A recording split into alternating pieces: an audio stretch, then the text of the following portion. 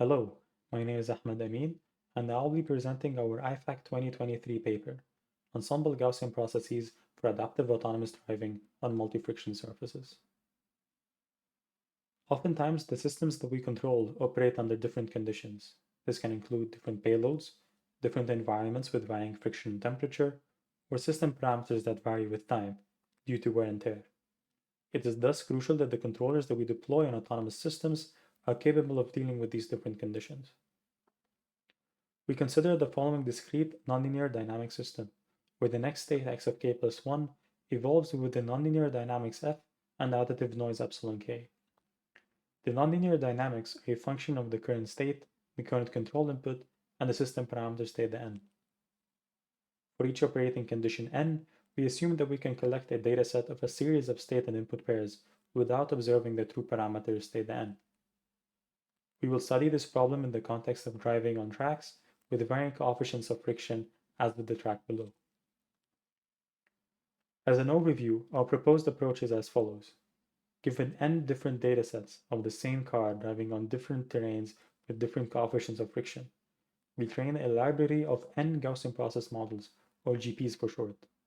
These GPs learn the vehicle model for the different coefficients of friction.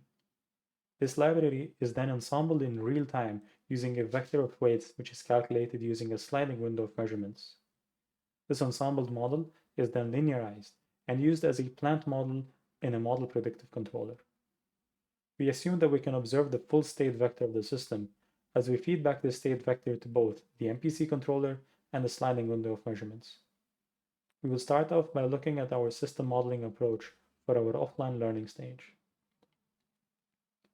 To model the vehicle dynamics, we chose a state vector of the vehicle's Cartesian position px and py, the longitudinal velocity vx, the yaw theta, the lateral velocity vy, the yaw rate omega, and the steering angle delta.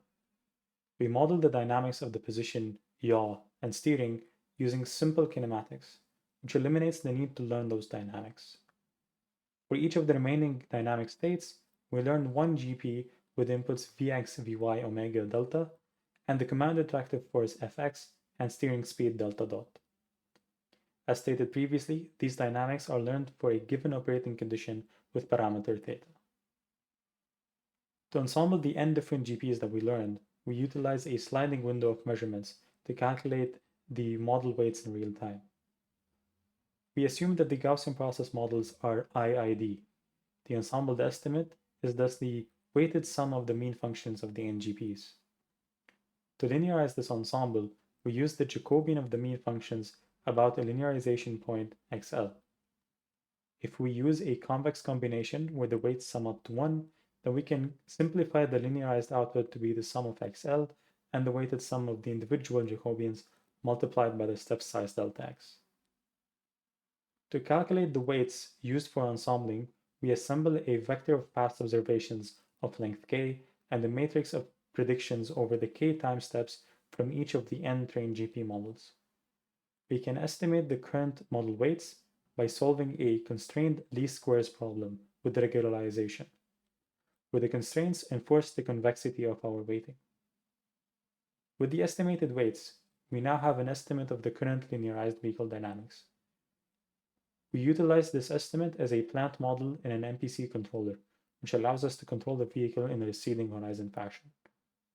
We can construct our current estimate of the current state matrices by the weighted sum of the individual matrices formed by linearizing the individual GPs. These are calculated using the Jacobian of the mean functions, which can be computed using automatic differentiation. We can then formulate a standard finite time optimal control problem to control our system in a receding horizon fashion. To illustrate the effectiveness of the ensemble GPs, we train 3 different GP models.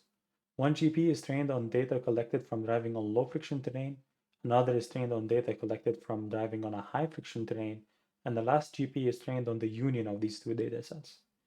We can see in the blue bars in the graph that the high friction GP has low root mean square prediction error when evaluated on the high friction data, while the low friction GP has almost 10 times the RMS prediction error.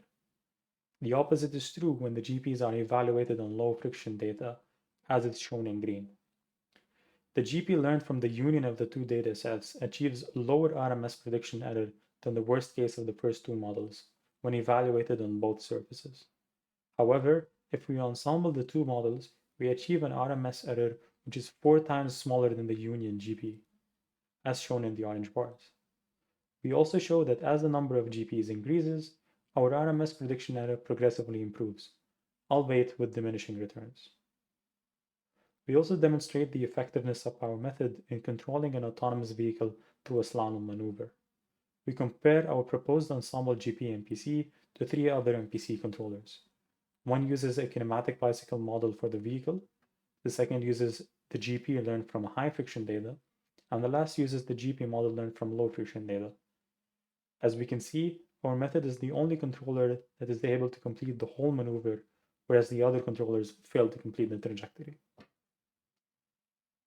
In this video, we can see how the Kinematic MPC controller starts off tracking the trajectory when driving on high friction terrain, but slides off and fails to recover when low friction terrain is encountered.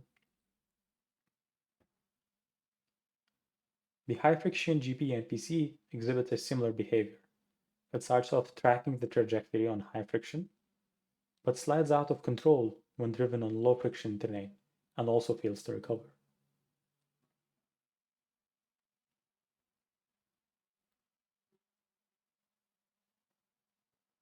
For the low friction EGP-MPC, we can see that the controller fails to track the trajectory from the start due to the model mismatch when driving on high friction terrain. Finally, we can see the proposed EGP-MPC successfully tracking the whole trajectory without sliding out of control. The slalom maneuver is constructed by chaining a series of 10 standard ISO 3888-2 dual lane change maneuvers, where the friction changes between maneuvers. This dual lane change maneuver is a standard test commonly used for vehicle stability.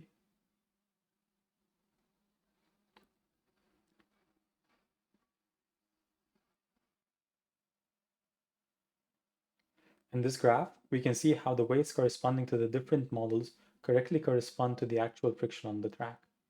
Weight W1 corresponds to the GP model learned from driving on a surface of coefficient of friction of 0.5, while weight W2 corresponds to the GP model learned from driving on a surface of coefficient of friction of 1.1. We can see that as the vehicle transitions from a surface with 1.1 coefficient of friction in red to one with 0.8 coefficient of friction in light blue, the weight W1 drops from 1.0 to almost 0.5. The weight further decreases when the car drives on a surface with 0.5 coefficient of friction, as shown in blue. We also demonstrate how the control and ensembling scales to more than 2 GPs. In this figure, we show the same trajectory with an ensemble of 4 GP models.